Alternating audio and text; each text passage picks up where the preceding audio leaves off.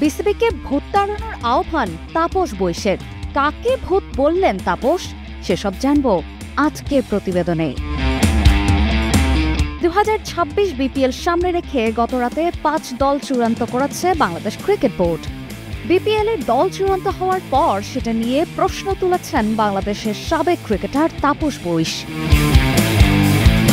BCB BPL এর 5 দল চূড়ান্ত হওয়ার কয়েক ঘন্টার মধ্যে সামাজিক মাধ্যমে বিস্ফোরক মন্তব্য করেছেন নিউ ইয়র্ক প্রবাসী তাপস।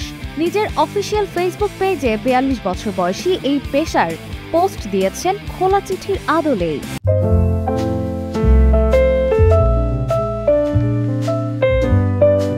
যুক্তরাষ্ট্র প্রবাসী এই তারকা ক্রিকেটার লিখেছেন, বাংলাদেশ ক্রিকেট বোর্ড, বিপিএল এর নতুন আসরেও আপনারা ম্যাচ ফিক্সিং ঠেকাতে পারবেন না।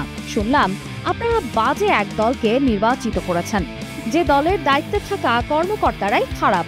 যদি এটা সত্যিই হয় তাহলে আপনারা ম্যাচ ফিক্সিং জীবনেও এড়াতে পারবেন না। আমার ঘরোয়া ক্রিকেট চিরনিদ্রায় শায়িত হবে। দয়া করে আমাদের ক্রিকেটকে সব ভূতের হাত থেকে বাঁচান।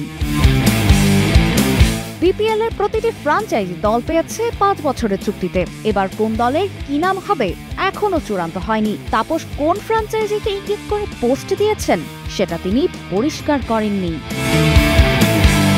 অপর্ণা বর্ষা, কালের কণ্ঠ।